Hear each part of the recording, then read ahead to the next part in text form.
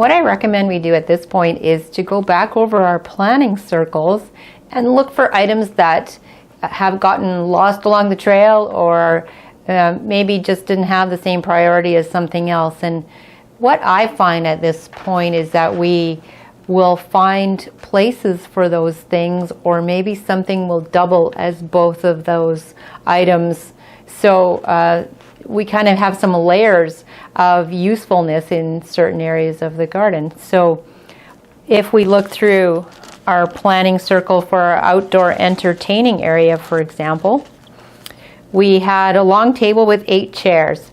And when we played with the size of the space, we had 4 chairs because it seemed kind of tight, and then we made the patio a little bigger. So you can see now that there are 6 chairs around the table, and easily you could add a couple of more if you wanted. The other option is to extend the patio a little bit further so that you can include the extra 2 chairs. And similarly, we also were wanting to have 4 comfy chairs with a table, and we have this gathering space here, which is 4 comfy chairs with a table. And what ended up happening was we wanted a fire pit, and if we could double up the usefulness of this space by putting in a gas fireplace or a portable fire pit and keep the fire not too crazy, then easily we could have 4 chairs around here. And in the fire pit area, we said we wanted 6. So you could see we could pull a couple of chairs over, have one here, and we would be at 6. So that's where you can see that things got doubled up a little bit. And then looking at other things, string lights. Definitely we can have some lights coming across these areas from the garage to the trellises and screens that we've built. It will be quite lovely to put those. Garden lighting, we haven't done that yet. Wall art and music. So what we do is look for places where there is a bare wall. We do have a screen here. And if you look past, if you can imagine sitting in the hot tub or at the table, looking past to the garage door, there is a spot here that we could put a piece of art. And that would add a lot of interest looking towards that, rather than just saying, oh, I'm looking at the corner of the garage. It could be looking at something beautiful. Sound system, that won't go on the plan at this point. We did do a screen, a high table and stools. Now, part of me was thinking, oh, we were looking at having a higher table around the fire pit. So I wrote here, taller than the dog.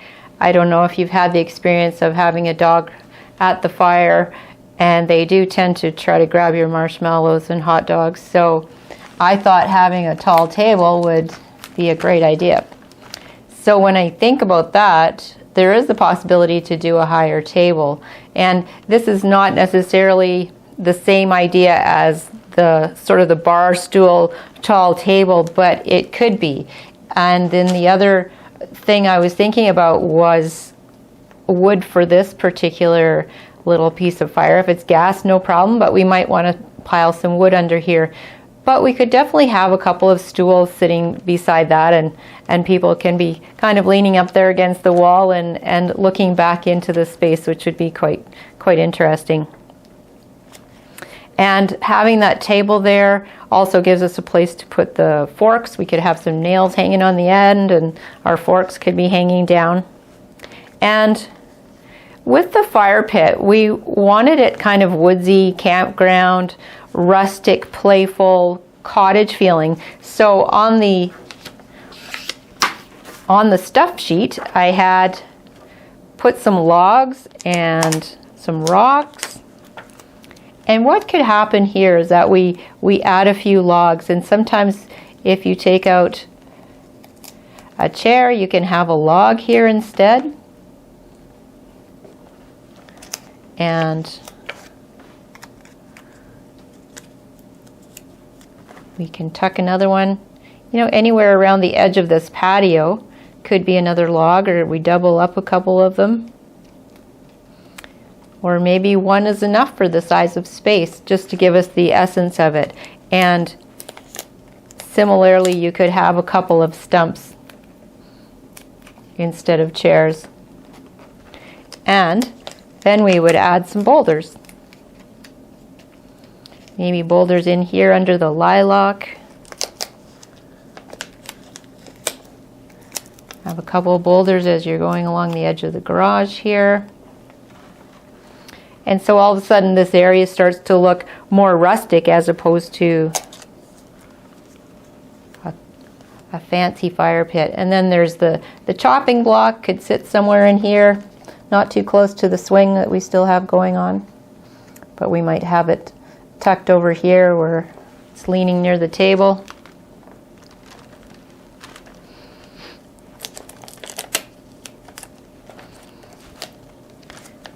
And I did have the canoe left over. We had some canoe storage that was going to happen, and I was thinking we could use some of the wall space along the garage, and we could hang the canoe right up here on the wall.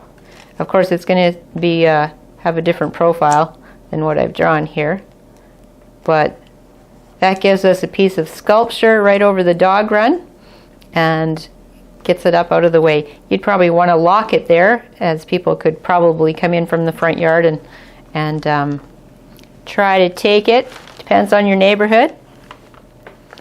So what else did we have? We had a wood shed.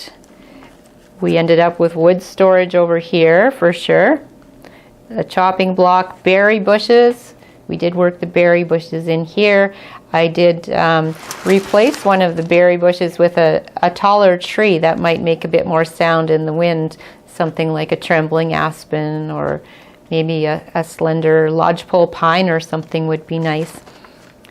So you can see that even though our original idea of what we were thinking for a fire pit maybe didn't materialize, it actually is possible to have it all.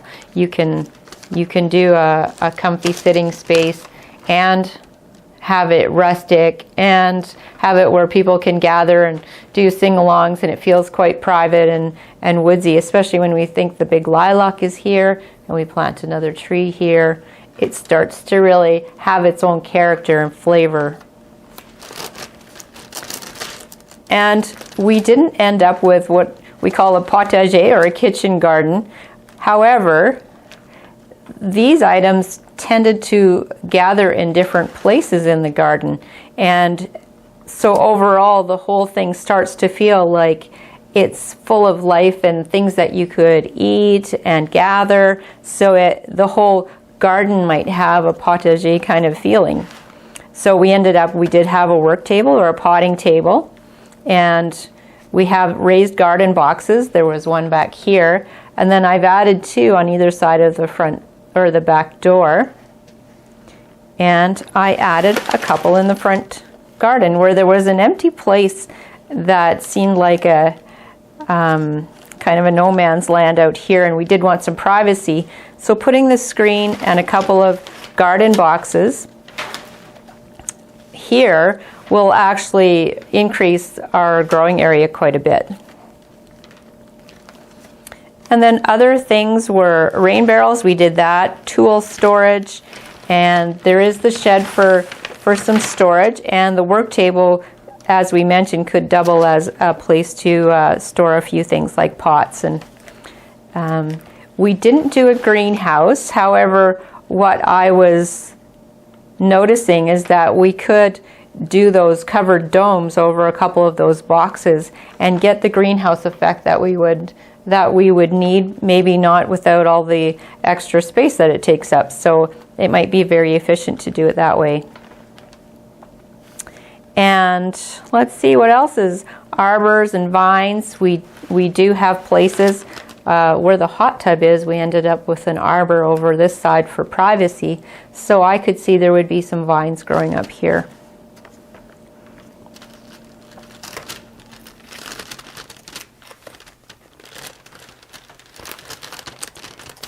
So I have another thought as well. When we were looking at different garden rooms. One of them was a play area. And if you were a kid and you were looking at the garden that we've laid out here that has logs and fires and stumps to play on and little trails and a secret swing and a hammock and little places to wander through past a waterfall and a pond, and there's a bench swing sitting over here and lots of garden boxes with interesting things coming up. And just there's another trail that would go through here and a hot tub and a pizza oven.